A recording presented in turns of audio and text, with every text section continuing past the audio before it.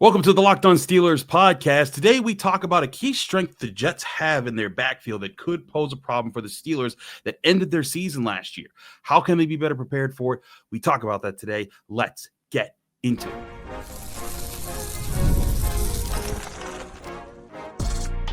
You are Locked On Steelers, your daily Pittsburgh Steelers podcast, part of the Locked On Podcast Network, your team every day.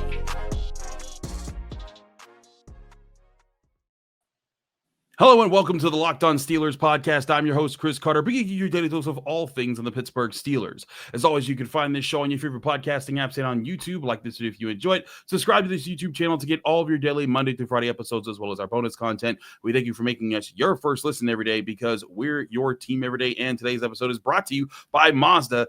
Just like there's more to every player, there's more dedication, more attention to detail, and there's more to a Mazda vehicle. Stay tuned later in the episode for highlights in this week's Moving the Game Forward. We are joined by the Shelby Cassesse of Channel 11 WPXI TV. You guys see her all the time. We do stuff there every year. Shelby, it's great to have you back on the show. Hello, Chris. Thank you for having me, and happy 2025 NFL season. We finally made it to week 1. We finally made it. It is just it's always such a long break, right? Like yes. When we and I'm a nerd because I always look up stats and information. When I see Pro Football Reference finally shift from last season records to the all zeros on their front page, I'm like, oh, it's here. A momentous occasion. The NFL does a great job of staying relevant year round, but for some reason, it's like these last 2 or 3 weeks tend to move the slowest when the team returns from training camp. They're at the facility. You know, the storylines that you've covered throughout training camp are still kind of there. You're just waiting to see them on a Sunday.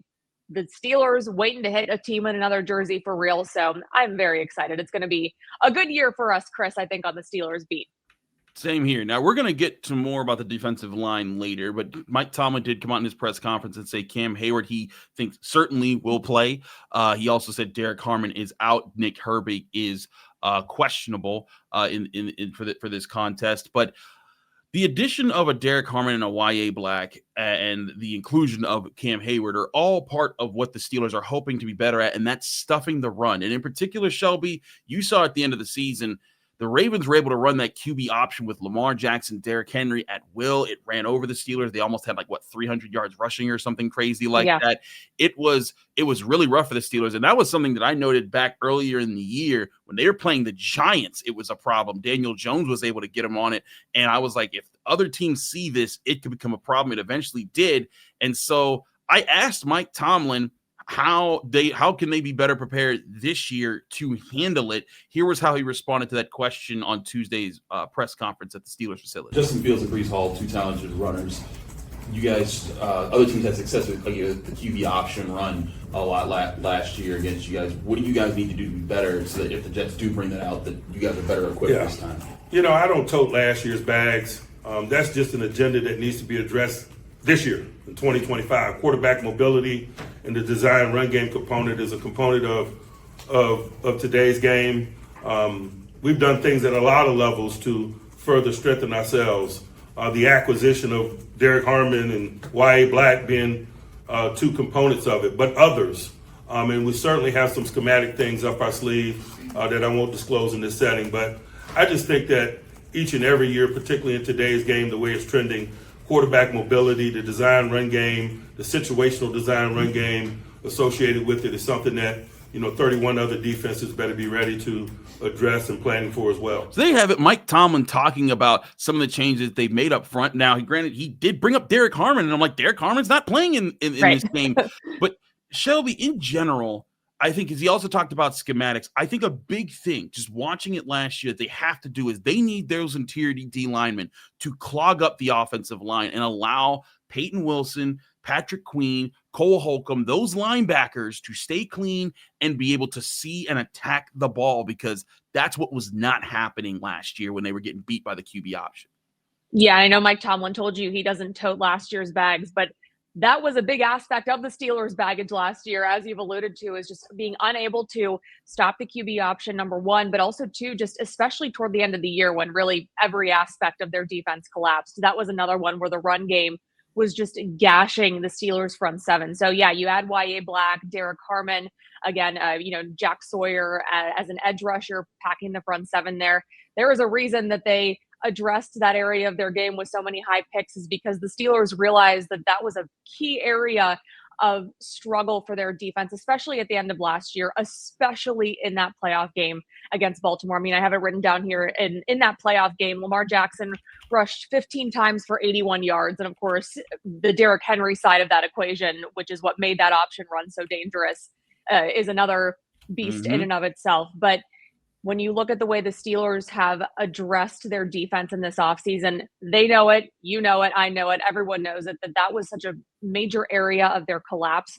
And I think just the communication aspect, number one, but the discipline, number two, was really lacking in that run defense area. And so talking to a lot of these guys throughout training camp, you can sense that the Steelers defense, Terrell Austin talking to him as well, they are trying to do different things schematically. They know what they had out there didn't work, especially at the end of last year. You talk about moving TJ Watt, flipping sides with him and Alex Highsmith. That's one area of the game that we've been talking about a lot in training camp to see some differences. But that's just one of those spaces where I think the Steelers are really considering doing something differently. And Chris, they have to. They can't roll out the same schemes as they did last year. They can't roll out the same attempts at stopping the run that they did last year. I think one key step there, getting younger on the defensive line. They did that. So we're going to see if those new additions and probably some new approaches out there pans out the way they want it to. I think that's the thing here, is that the additions and the schematic changes, which, to be fair, we still don't fully see all those schematic changes. Right. Like, we can watch them do things in practice, but it's until we get that overhead view and we get to see, okay, what's the alignment? How are they counting different things? Mm-hmm. And also, that's going to be a week-to-week thing, right? Like, this is a unique challenge with Justin Fields, who's a very athletic quarterback, Breece Hall, who's a very fast-hitting running back. Mike Tomlin earlier in the press conference noted how, like, hey, we let that guy catch a ball on us last year short, and he took it for a big game that flipped the game back in their favor. So he knows how dangerous both of those guys are in tandem. And then on top of that, you add in an offensive line with 3 first-round picks, and Elijah Vera Tucker, Armand Membao, and then Olu Fashanu, and then a second-round pick in Joe Tippmann. They are loaded with young, big, talented guys that the Jets are expecting to become trench holders the way that the Steelers want their offensive line to be trench holders. And I think that's where this game could be a big test for this defense to say, hey, you said you wanted to fix this thing. Now, did you fix this thing in the offseason? And looking at the Jets, I'm actually very curious to see them this year because, like you said, they have addressed that area of their game so much with the offensive line. Just like the Steelers have invested a lot in their defensive line recently, the Jets have done that with their offensive line. Breece Hall, like you mentioned, that big long pass play, he gashed the Steelers in the passing game last year.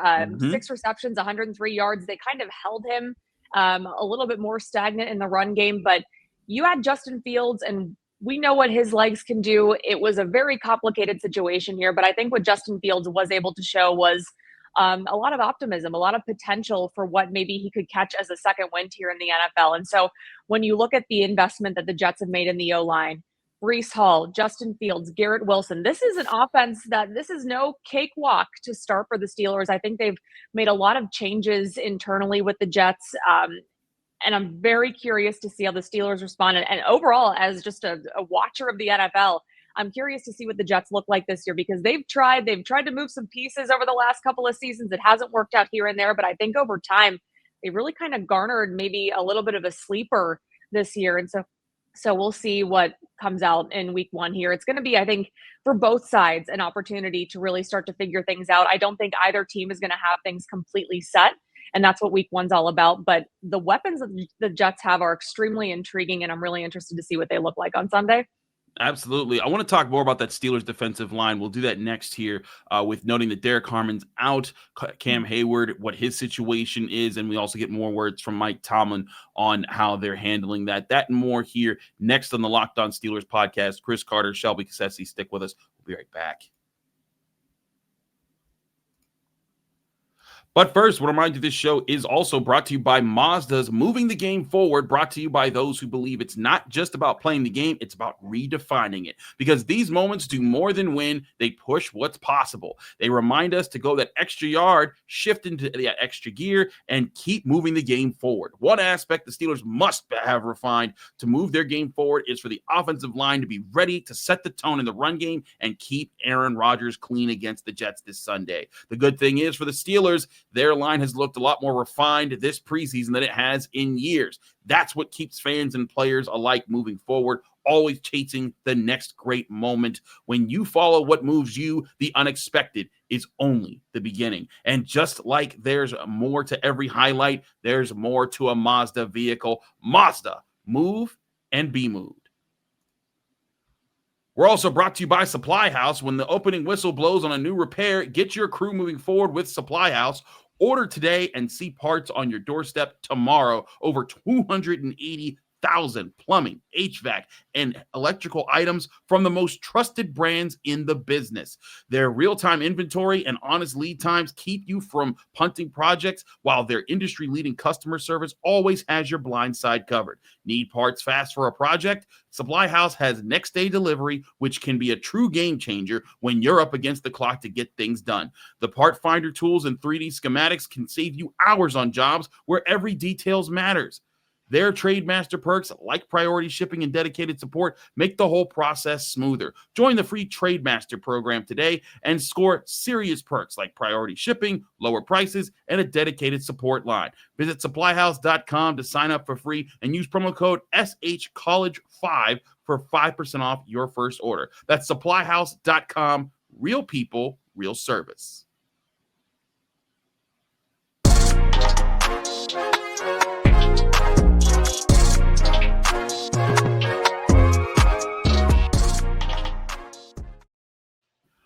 We're back here on the Locked On Steelers podcast. Chris Carter here with Shelby Cassesse of Channel 11 WPXI. Shelby, I want to talk about the Cam Heyward situation. Now, we're going to let Mike Tomlin do his thing, but I've made it clear my stance on this show and other places with the Pittsburgh Post-Gazette and everywhere that I get that people are upset that that Cam Heyward is asking for more money, but I also am like, the guy's the 22nd highest paid defensive tackle in the league. When he took the deal last year, it was a pay cut that he said, hey, he didn't want to take, but he wanted to stay a Steeler. So he told them, if I'm first team All-Pro, I'm coming back asking for more money. He did that. So now he's doing that. But he's also not participating in things. Right. He's been full team practice for a while now. Even when he wasn't practicing at camp, and he didn't need to practice at camp, he's Cam Heyward. They don't want him to practice at camp. He was very involved with Derrick Harmon, with Yahya Black, with the rookies, trying to help them along. And now he's team captain. And to me, I thought this has been an overblown situation by people who are just upset that he's asking for more money. Mm-hmm. Yeah, I fully agree with you. It's been an interesting thing to see play out because, as you remember, Chris, we were there when we talked to Cam Heyward, and he was asked, you talk about the circumstances and the measures you might take to get this new deal. And he said that hinting he might be willing to sit out some regular season games. So when Mike Tomlin was asked about that today, I was kind of surprised that Mike Tomlin was so quick to say, oh yeah, I'm confident he's going to get out there and play, because we haven't heard much by way of what these negotiations have been like. If the two sides are close, we haven't seen Cam Heyward much in team settings. It's just, so I was curious about what has brought that on. And I'm sure we might get the opportunity to talk to Cam Heyward a little bit later in the week to get some more insight into this, but I'm just not sure where the situation lies right now that made Mike Tomlin so confident that we'll see Cam Heyward on Sunday. I agree, but let's hear it from Mike Tomlin and how he addressed it in the press conference, because he talked about Cam. He also talked about, he said, my job is to get Cam into Latrobe and out of Latrobe. And then he also talked about how he sees the rest of the defensive line filling in for the absence of Derrick Harmon. Here was Mike Tomlin on the Steelers defensive line. Mike, are you expecting Cam to play, and because of how limited he made himself in the preseason, is he ready to play? I'm certainly expecting Cam to play. Cam doesn't play a lot in team development over the last several years. My job is to get him in and out of Latrobe, and I've done my job. And so there are no reservations about his participation or his readiness. I'm sure he's chopping at the bit. Like without Harmon, when you go with base, who's going to take his place? You know, it's going to be a committee of people, but I would imagine it would have been a committee of people if he were available. We generally play a lot of D linemen, particularly early in the season, due to lack of conditioning and potential heat and so forth. And so not only us, but I just think globally speaking, this time of year, most teams play a lot of bigs up front defensively so that fatigue doesn't become a factor, particularly down the stretch in the football game.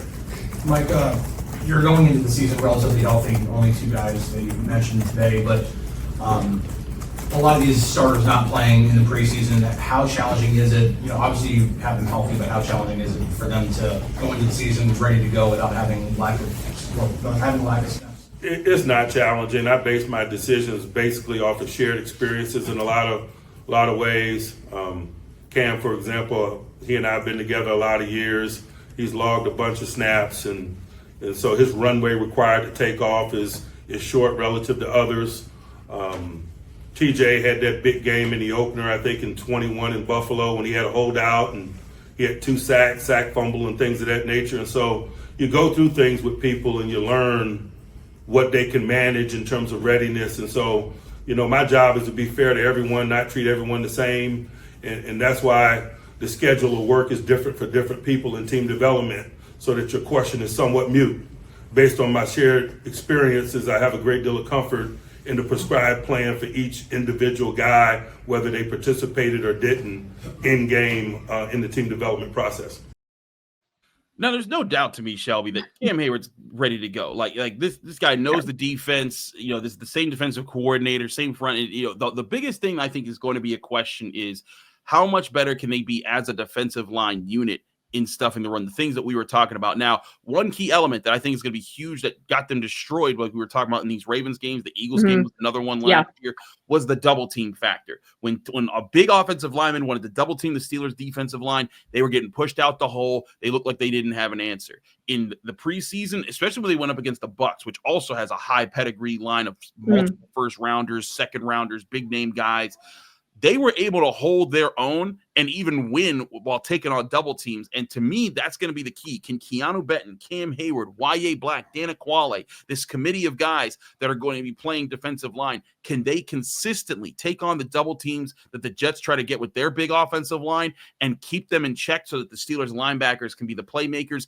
And this becomes more of a 4-on-2 match where TJ Watt, Alex Highsmith, Patrick Queen, and Peyton Wilson, they're chasing down Breece Hall and Justin Fields.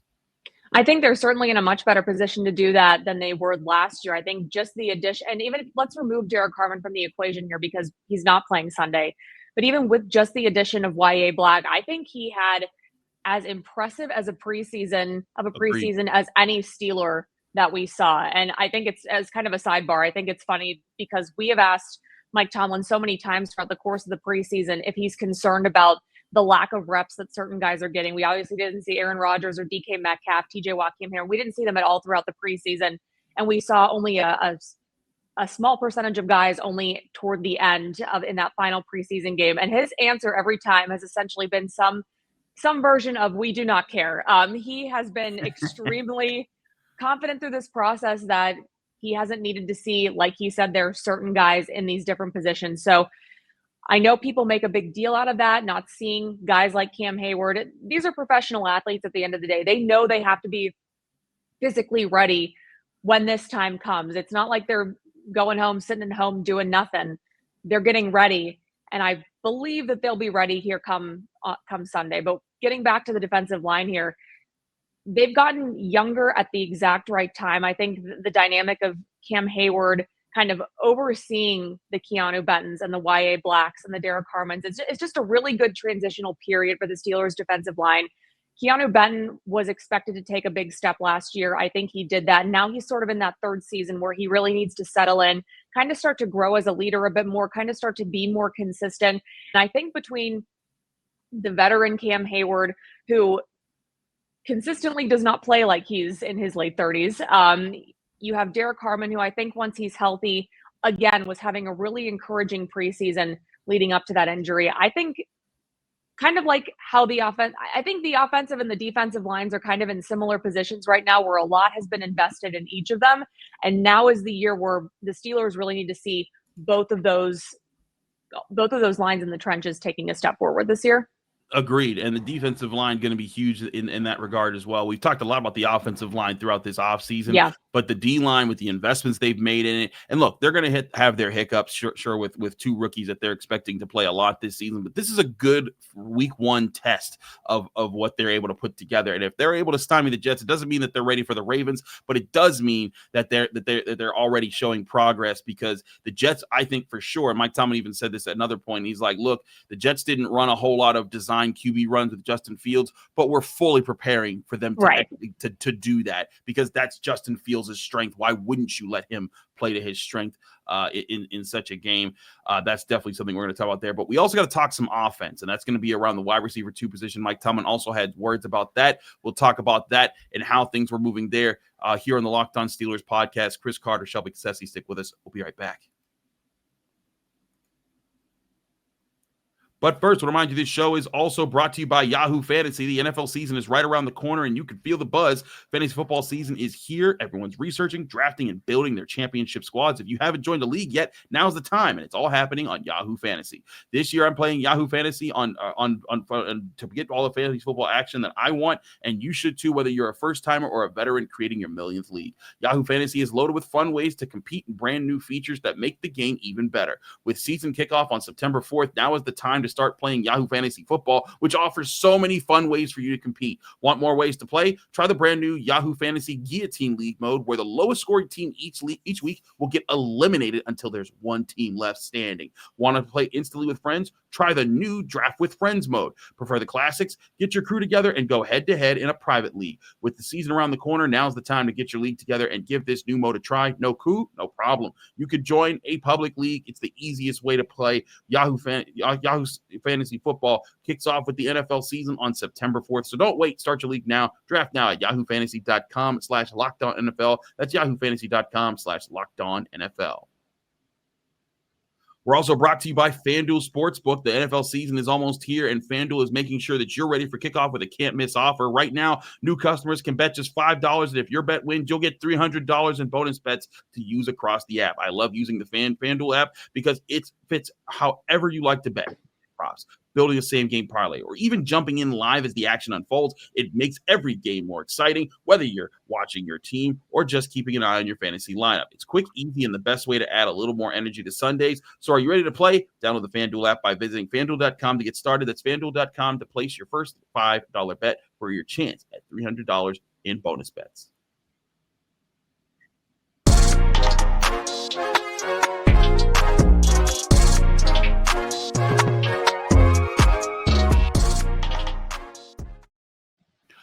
We're back here on the Locked On Steelers podcast. Chris Carter with Shelby Cassesse of Channel 11 WPXI. Shelby, let's talk about the wide receiver situation. Yes. Mike Tomlin, when asked about it, seemed pretty confident about Calvin Austin, but also of the platoon around him, talking about pumping up Roman Wilson and noting the use of Pat Freiermuth and Jonnu Smith, who he said is a positionless player. Here's a listen to what Mike Tomlin had to say when he was asked about Calvin Austin and his confidence in the wide receiver 2 role. Mike, it looks like Calvin Austin is filling that wide receiver 2 role. Just how confident are you in him? I'm extremely confident in him, but I'm also equally confident in Roman Wilson and and Jonnu and Freiermuth. I think there's a lot of speculations and narratives about a quote unquote number 2, and I just think in today's game it comes at you in a lot of ways. We certainly have unique depth and talent at the tight end position, and particularly in reference to new acquisitions. Jonnu is somewhat of a positionless player. Calvin is growing and has grown and made big strides a year ago. We've been really excited about Roman Wilson in team development, and so I'm less concerned about quote unquote who occupies the number 2 position. It could be a variety of people depending on the circumstance. One thing is for certain, a talent like DK dictates a lot of schematics. And so his presence is going to provide opportunities for others, whether it's Calvin, Roman, Jonnu, Freiermuth. It's not a big issue for me or for us. So, Shelby, this has been a key talking point since last year, since they traded away George Pickens. When they brought in DK Metcalf, I was like, oh, we're saved. The wide receiver 2 position is easy now. Then when they traded away George Pickens, like, oh, no, it's back. And they didn't go draft a wide receiver high this year. But they do have Calvin Austin coming back on his 4th year, Roman Wilson coming back on his 2nd year. He didn't get to play last year. And they have added Scotty Miller. I think he's more of like a solid wide receiver 4 for this team. But Mike Tomlin brings up the point of Jonnu Smith and Pat Freiermuth being added weapons here. I do think there's a way to supplement in a game the lack of an official wide receiver 2, or to I guess to replace it, not supplement it, but to sort of fill in with for that role. But I think the big key here is if DK Metcalf goes down, what do they do with a wide receiver 1 role? Because he even said, a lot of it plays off of DK Metcalf's strengths. And if he's not, and whereas you might have everything to fit around him looking pretty good, if he comes out of the game because of an injury like George Pickens did towards the end of last year, what can the Steelers do to replace that? And when you talk about what they're trying to do with sort of DK Metcalf as the focal point and everyone else kind of filling in around him, and your tight ends just playing a pass catcher role and not a true tight end role, that's what they tried to do last year. And we saw how that worked out. It didn't work out for them. And so when I look at the receiver group this year, this is one area of their game where I do have some concerns. Obviously, DK Metcalf is a huge upgrade, extremely talented player, extremely physical. I'm really excited to watch him this year. But they had this idea of, okay, last year, George Pickens is our clear-cut number 1. We have sort of some smaller guys, unproven guys filing in around him. Well, what if we throw Pat Freiermuth and Darnell Washington in there as pass catchers, which they didn't really use Darnell Washington as a pass catcher last year. It just didn't work the way they wanted it to last year. Now they do have a couple of upgrades. Again, DK Metcalf. I think the addition of Jonnu Smith is really, really curious, and I'm interested to see how he plays coming off of a Pro Bowl year. But talking to Omar Khan, talking to Mike Tomlin, they will swear to you up and down that they feel confident that this year's group is different, that they are not the same schematically, and this group has much more to offer than what last year's group does. Chris, I won't believe it until I see it, because I do think there are a lot of similarities to what they did last year with the upgrades in a couple of positions. But you're right. If DK Metcalf goes down, you are in probably a worse situation than they were last year. Now, I do think there's some positives. Like Roman Wilson was one of the guys that was supposed to help last year. He couldn't. He was hurt. Yeah. But also, I think that even if he was healthy last year, I'm not so sure he was ready. I will say I'm a lot more confident that Roman Wilson can contribute this year. The way he was making plays in the preseason and in training camp, I saw him get better. He's a fast, quick option that can get open. He has good hands. He looks like he's catching in traffic. Calvin Austin looks like he is building on his skills. I do think that the Steelers have other weapons that can be used. And if the Steelers get the cerebral version of Aaron Rodgers that can pick apart defenses, that can decipher, okay, this is what they're in, this is what we call to counter these different things, and I'm going to pick you apart with the strength that we have in a way that truly exploits those weaknesses, then I can see this working. But that takes a lot to get to. The Steelers haven't been that coordinated on offense since younger Ben Roethlisberger. I wouldn't say young Ben Roethlisberger, but like 2017 Ben Roethlisberger even, in that time. And that was when they had some of maybe the best set of playmakers in the league for him to target across the field. So I think that what they like, I'm like you. They need to show me before they can say, oh yeah, this is definitely going to be a thing. And listen, it's not their job to prove to us the media beforehand. They have to go out and prove it on the field. And if they do that, I think that they can put a dent in the narrative that they don't have a wide receiver 2, that maybe they have 2 wide receiver 2s. Maybe they have some guys, maybe Roman Wilson wants to one day be wide receiver 1, who knows? But I think that to your point, this is a prove it situation that is kind of stacked with years of offensive ineptitude. Now, granted, last year they jumped from being 28th to 16th in scoring offense, and they want to take another jump from there. But still, like, you're going back to 2021, 2022, 2023, 2024, 4 straight years of them being a not good offense. This year, you're just hoping to break that, and it's tough to do that when there's a key role at wide receiver 2 that's not clearly filled. And I think to your point, it does matter, but to a degree, it doesn't matter who your weapons are if you don't have good quarterback play. And the Steelers have struggled with that. In this is the 5th straight year they've started a different quarterback, I think is the statistic. So they have to get a good version of Aaron Rodgers for any of this to really matter, because the Steelers just haven't seen good quarterback play in that span at all. So I think there's a lot that we're waiting to see with this offense. You're right. We talked about Yahya Black having a really great preseason. On the flip side of the ball, Roman Wilson, I think, has had as good of a preseason as any. The Steelers are extremely confident in him. They're putting a lot on him to actually step into a much, much bigger role, obviously, than he had last year, because it wasn't much of a role, but they're expecting him to be almost a different player than he was last year too. So I think there are a lot of moving parts with this offense that we haven't seen. You finally have a healthy offensive line. No more excuses for the tackles. Everyone's on their natural side. Everyone's healthy. So I think as long as that unit can come together, a lot different look in the run game, new pieces for your weapons, a new quarterback. There's a lot that kind of has to go right here, but you have to at least credit the Steelers. They've tried to make the changes to at least put that in motion this year. Absolutely. And we'll see that as they play 1 p.m. Sunday. We still have a long ways to go before then. We got a couple of days of practice today, tomorrow, Friday. We got 2 more episodes of Locked On Steelers before that game. Tomorrow is crossover Thursday. We got Locked On Jets host John Butchko. We're going to do a show together. So he's going to get you their side. I'm going to talk Steelers, and we're going to mix and match and see where these two teams are matching up at that stage of the week. And then Friday, we get you ready and get you all of our preview and picks, getting you ready for Sunday football here. Shelby, thanks so much for joining us. Let people know they can find you, follow you, and get more of your work. Yeah, you can find me on Twitter at Shelby Cassesse. Same thing on Instagram. Give me a follow there. We're working on lots of stuff for you, obviously, every week for Steelers. And also tune in, join us Fridays as well for our Skylights coverage with Chris Carter. Woo! And, of course, Final Word on Sunday. So busy time of year for all of us, but we hope you follow along on Channel 11.